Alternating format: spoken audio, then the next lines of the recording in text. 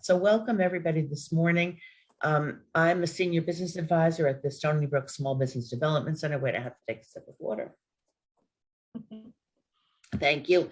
And what we do, if you don't know, is we have, I don't know, 7 advisors now. Excuse me. We're certified business advisors by New York State. I don't know what's wrong with me. Hang on. Oh, as you can see, everybody, I had surgery. It's fun. So we do one-on-one counseling. You can call, you can make an appointment.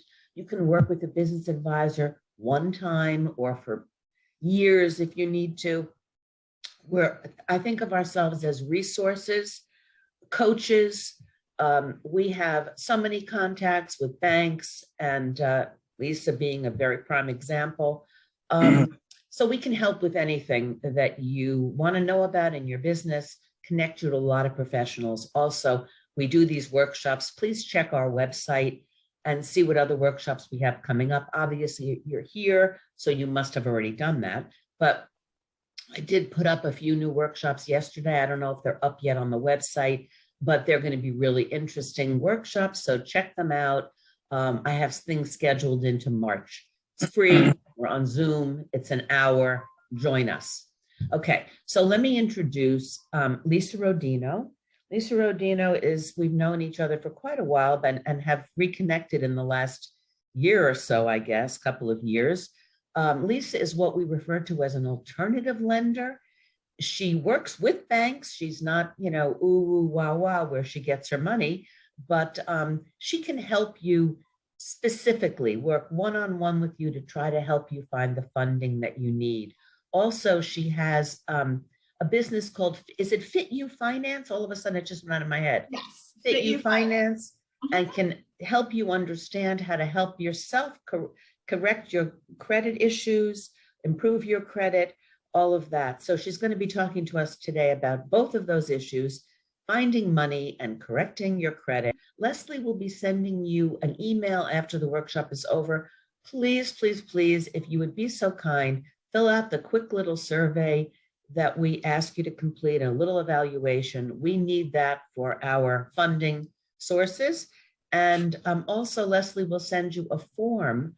It's called a request for counseling. If you'd like to meet with an advisor, fill it out. She'll call you and set up an appointment. Everything is free, okay? We're funded by the state and the federal government. Why wouldn't you have an advisor from the SBDC? So without further ado, let me introduce Lisa Rodino from Rodino Associates. I always forget. Lisa, take over. So I'm going to go over a few statistics before we get too involved so that you get an idea of why it's important. The small business survival rate statistics are phenomenal. Approximately 20% of new businesses fail during their first 2 years in business. More than 50% of small businesses fail within the first 5 years. And 65% fail in the first 10 years. After 10 years, only about a third of the businesses will survive. So that means about 25% of new businesses make it to years 15 or greater. Why does that happen? Traditionally, the problem is cash flow. Most banks know these statistics, and they will not work with startups. 80% of small business owners will use their personal credit cards as a major part of their funding source for their business. If you don't use those credit cards correctly, it ends up being a roadblock for you in the future. 86% of business owners who are looking for funding do not get what they need on their own. And that's a statistic by the Federal Reserve. Do you know the #1 business credit card in America? The #1 business card in America is available from Capital One. But are you aware that Capital One card is attached to your personal credit? those are things that you need to think of as you're building and growing your business. A couple of things that, you think using your credit card is perceived as the short-term convenience. But business owners end up utilizing those personal cards and sacrificing their personal credit and lowering their scores. And in the end, they end up excluding their business from eligible financing sources for the future, which can leave a business insolvent. Because when you need your capital and then you run out, now what? When you go to seek sources, they're turning you away. Score.org states that 82% of businesses fail due to lack of cash flow. So how do you prevent this? So some qualifying questions that traditional lenders will include when they're looking to give you funding. They're going to ask about your personal credit. They're going to ask if you have an established business credit score. Did you know business entities are assigned credit ratings? No.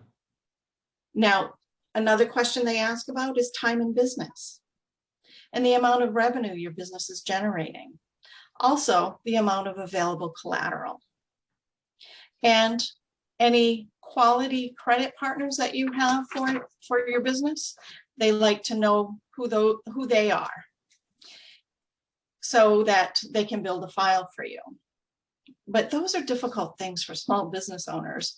How many of us want to collateralize our personal homes or give up our investment stocks? If we have our 401ks and we're leaving our work, those are options that we could look at that are non-debt products, but do we really want to go that route?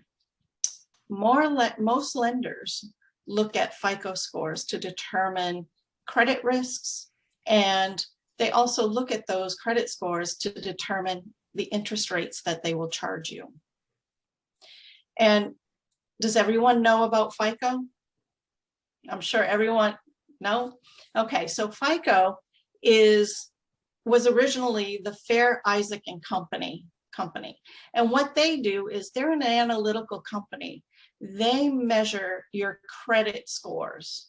And it's a service that many bankers and lenders will utilize. And they use that score to predict the likelihood of you paying back your loans on time. And there's a few things that we'll go through to tell you what FICO looks at when they are giving you scoring.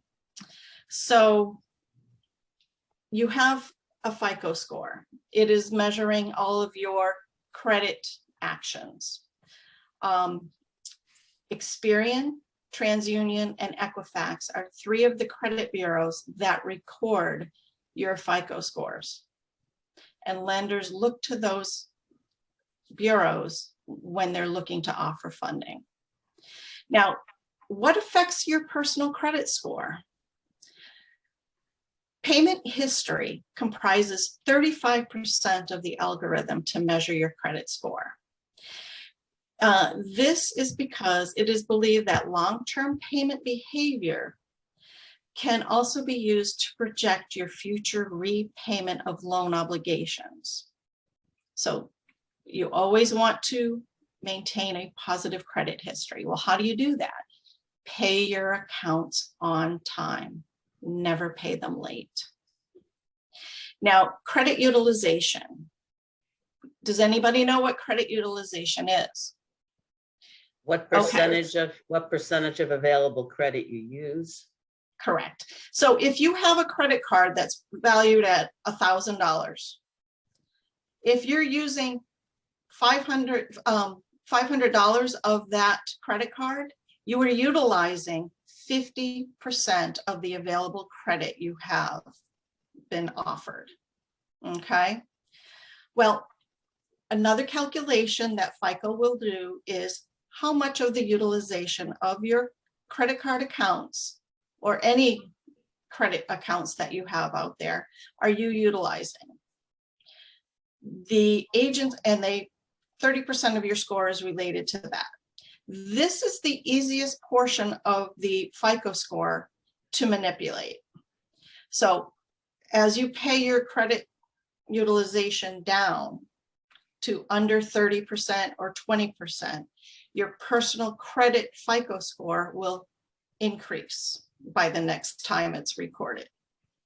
And these are important things to look at, because when you're seeking funding, banks don't want to know that you need money when you go ask for money.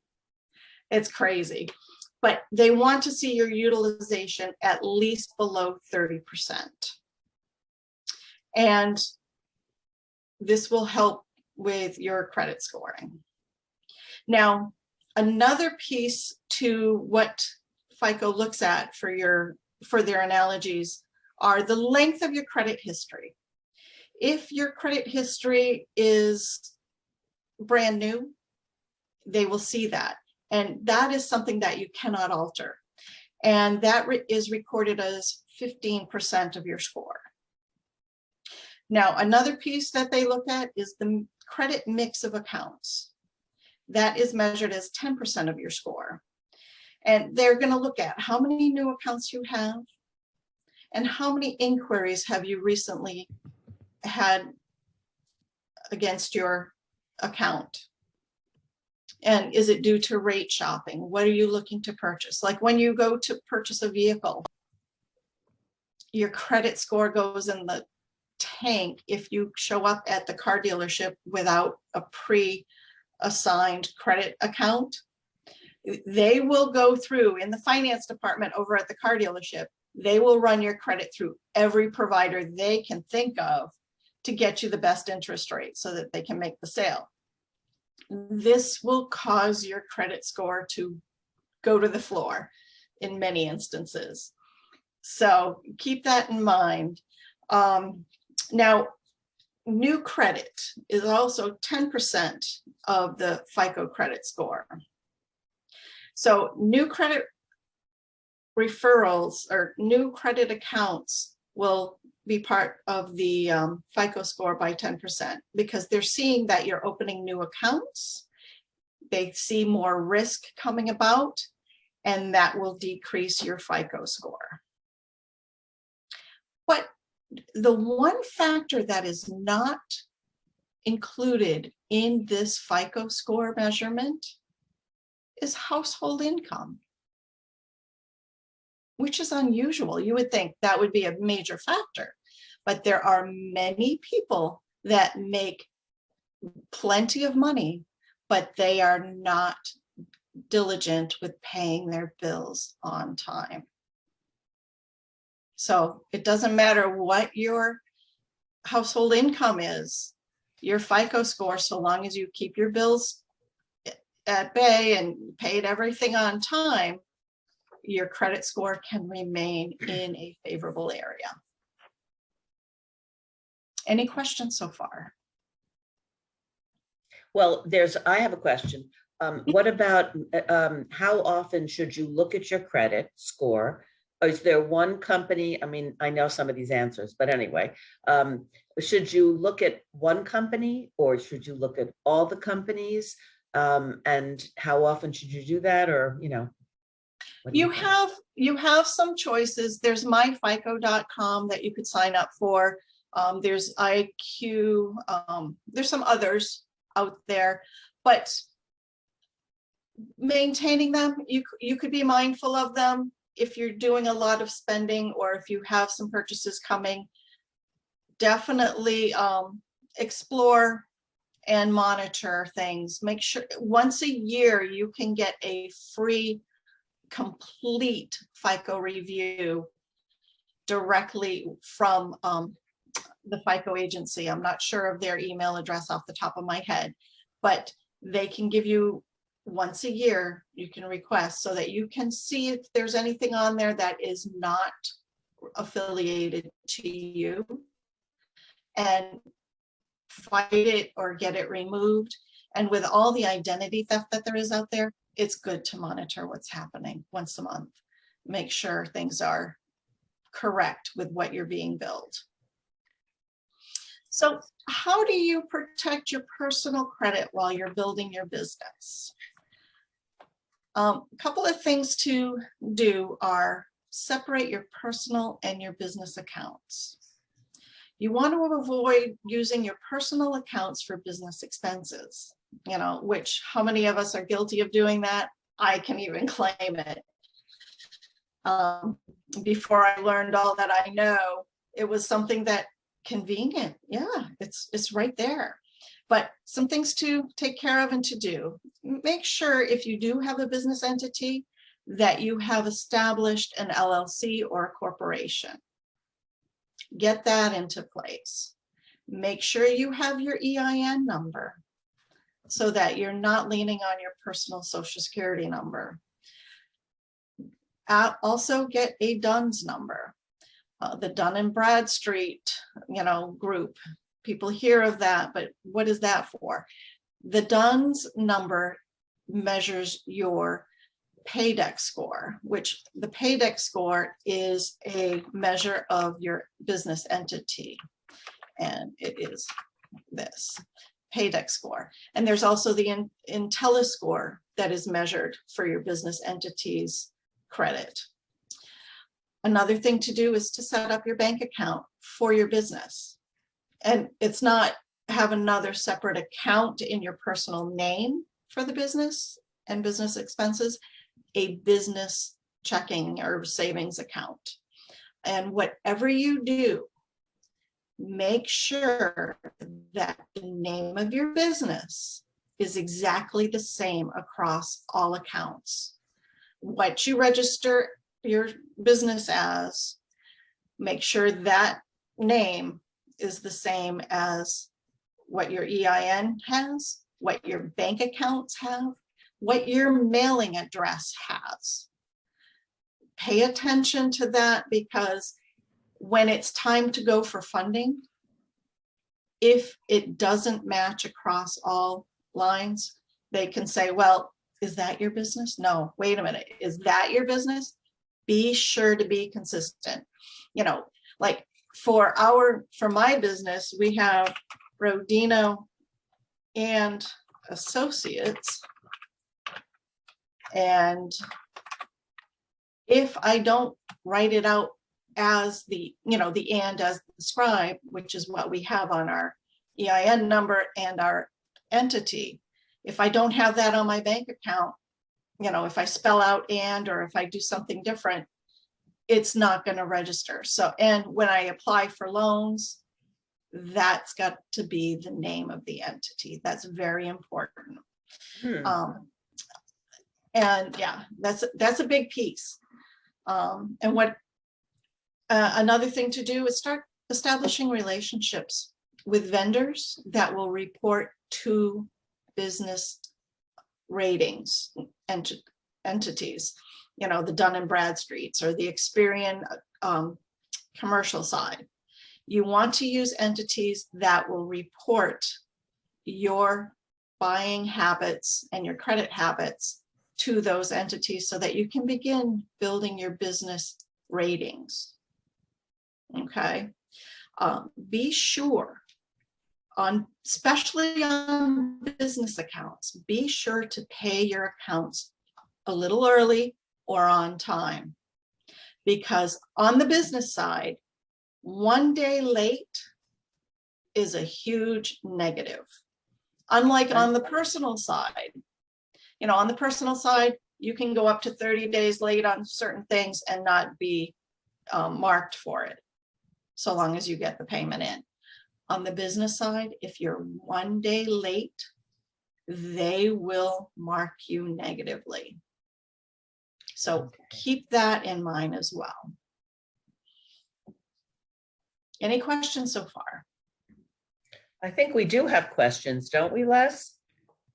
Oh, we sure do. They came from me. Okay, that's good. I saw your question and I was wondering the same thing. Okay, Lisa, I did Google Fico so everyone could see what the definition was. But the first question I have is, how do we know what our utilization amount is so we can stay below that 30% for that threshold? Okay. Great. good question. Okay, so when you see all the accounts that you have for your credit, being like, let's say we'll go with credit cards. Mhm. Take your credit cards, look what your available balances are. So if your available balance is, let's say, $10,000, if you're using $3,000 or more, you are at 30% or greater. Okay. Does that make sense? Yeah, but if you pay it down every month, they still count you as being too close to the line, right? Well, if you're okay, if that $3,000 of that $10,000 amount, if you're paying that down, so long as you keep it under that 3,000 mark, Mm-hmm. that's below 30%. Okay. Okay. Thank So you. making sure that you keep things under that 30% line, and even better at 20%. Mm. The lenders don't want to know that you need money. So the more credit you have available to your personal accounts, the less the utilization affects those accounts. Well, sure, because you have greater money available to you. So it's probably a better thing to have more than one credit card. Maybe not 10 credit cards, but 2 or 3 credit cards are better. I always thought that if you have all these credit cards with available credit, and then you want to go buy a car, or you want to buy a house, or whatever it is you're wanting to buy that's a large item, they look at how much available credit you have, and they think, oh, we better not give that person more credit, because that's what I always thought. So tell us about that. Well, that may be true in some instances. It depends on the lender that you're working with, but the more available credit you have, when you do utilize your personal credit, it is affected less when you have a greater amount of credit available. Would they ever ask you to close any available credit accounts so that you can't, if you're applying for a loan for a bank, for a real estate or something, wouldn't they say to you, well, you have too much open credit? Sometimes they may, but when you close those accounts, it causes your personal credit score to decline. Right. I never knew that closing credit cards was not a good thing. Not a good idea. Not a good idea at all. Mm. Yep.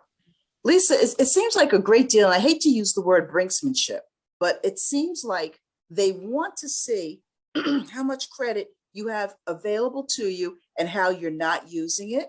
But conversely, they want to see how well you manage what you have and if you're paying it on time. Am I being jaded, or am I correct?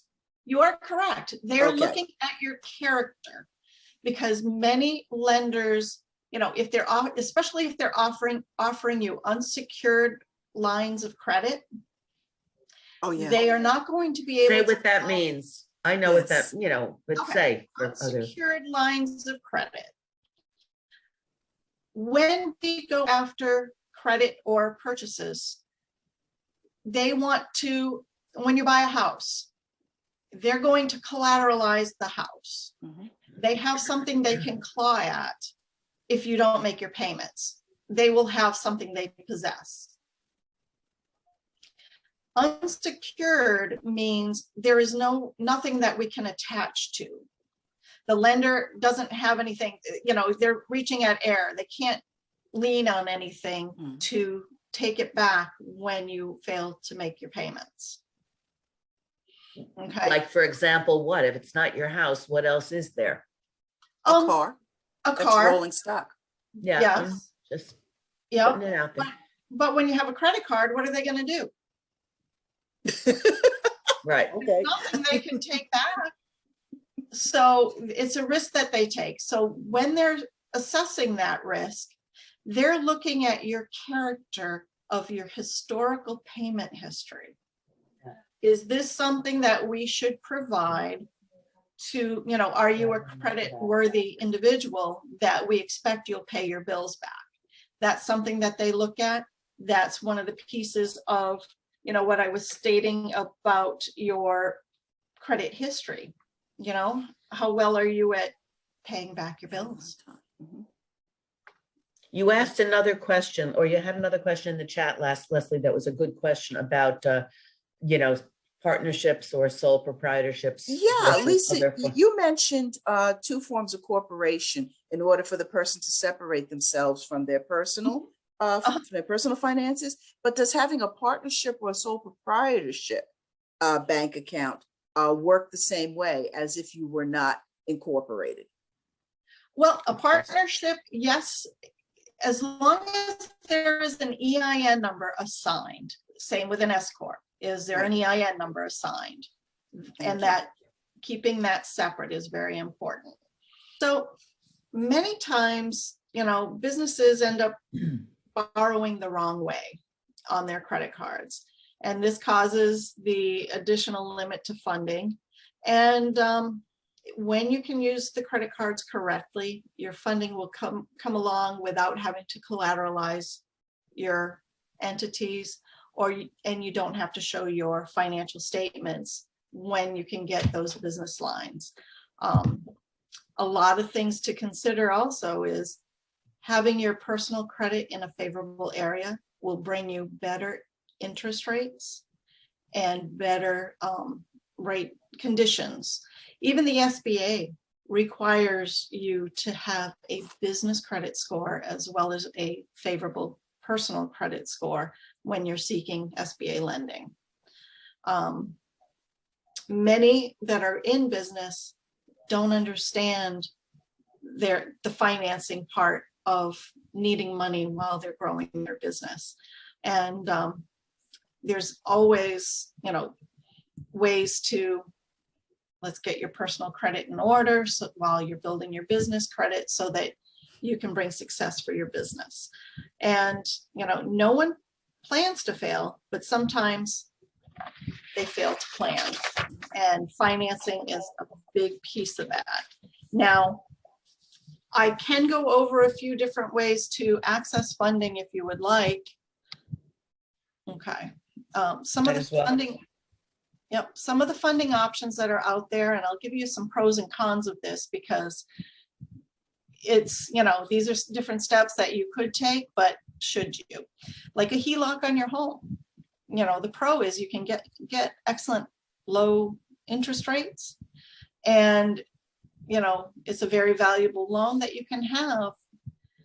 But what are the cons? Since 2008, that great crash, it's not a good thing to do to possibly collateralize your personal home. If your business fails, you could lose your primary residence if you invest those monies into your business. Now, another option is a 401k or IRA rollover. Now, the pro on that is it's a non-debt financial tool, but the con is, if your business doesn't work out, you lose your nest egg. Is that really the right approach to take? I steer clear of it, but some people want to do that. But it is a way to invest your investment monies into your business without receiving a tax hit because you're investing into your business. We have ways of doing that. I have providers that can make that happen. Now, SBA loans, they're a great option, but rare for startups. Mm-hmm. If you can get one, go for it. Now, the cons of SBA, they do require collateral, and it can be difficult to get an approval. And if your business fails, you have 3 main issues. You could lose the collateral you pledged, being your real estate. You'll have late payments show up on your credit reports, and you're almost guaranteed to never be able to get another SBA loan in your lifetime. So you need to make sure when you're going that path that you're in good standing. Now, another avenue to pursue are credit cards. 82% of the nation utilizes credit cards for their business. Mhm.